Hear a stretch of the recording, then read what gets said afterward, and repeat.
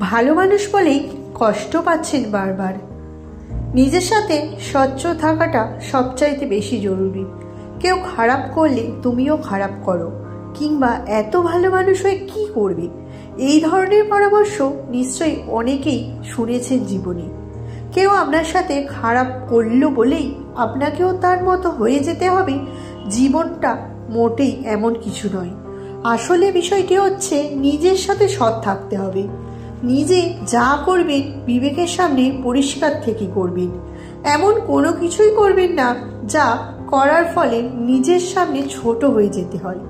খুব কাছের কারোর জন্য হলেও অন্যায় কিছু করবেন না, কিংবা নিজের ইচ্ছার বিরুদ্ধে কারোর জন্য কিছু করবেন না। দেখবেন জীবনে ঝামেলা ও কষ্ট অনেকটাই কমে গেছে। যাচাই করতে শিখে নিন। হ্যাঁ, আপনি হয়তো কাউকে অযথা মিথ্যে কথা বলেন না, কিন্তু এ কথা ভুলে গেলে চলবে না যে এই পৃথিবীর মানুষ মিথ্যে বলে নিজের স্বার্থে অন্যকে ব্যবহার করে এবং অন্যকে ঠকায়। মানুষকে বিশ্বাস করা খুব ভালো গুণ, কিন্তু কাউকে পুরোপুরি বিশ্বাস করার আগে একটু যাচাই করে অবশ্যই নেবেন। তাতে অন্তত নিজেকে খানিকটা হলেও নিরাপদ রাখতে পারবেন। তবে হ্যাঁ, বহুরূপীদের চেনা কিন্তু অতটাও সহজ নয়। কারোর জন্য নিজস্বতা ত্যাগ করবেন না। হ্যাঁ, আপনি একজন ভালো মানুষ, কিন্তু কারোর কথায় প্ররোচিত হয়ে কিছু করবেন না।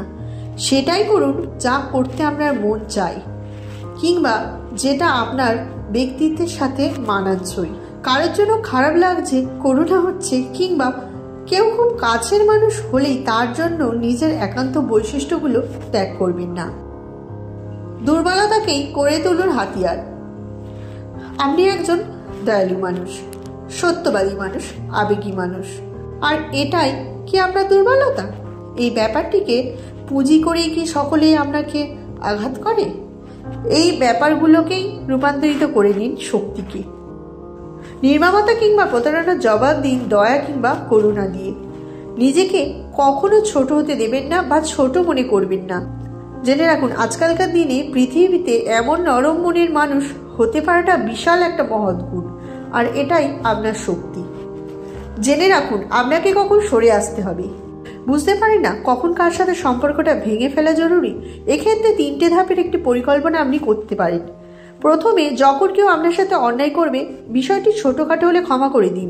অনেক সময় আমরা পরিস্থিতির শিকার হয়ে থাকি বা অনিচ্ছায় ভুল হয়ে যায়। দ্বিতীয়বারও যদি আঘাতপ্রাপ্ত হন তাহলে অপেক্ষা করুন। তিনি যদি ক্ষমা চান তাহলে ক্ষমা করে দিন। ক্ষমা না চাইলে নিজেকে সরিয়ে নিন। তিনি ক্ষমা চাওয়ার পরও যদি একই মানুষ আপনাকে আবারও আঘাত করে, তাহলে আর কখনোই তাকে ক্ষমা করবেন না। নিজেকে যত দ্রুত সম্ভব তার কাছ থেকে সরিয়ে নিন। কিছু ছোট্ট নিয়ম। কে কি করলো সেটা ধরে বসে থাকার চাইতে নিজে মেনে চলুন কিছু নিয়ম।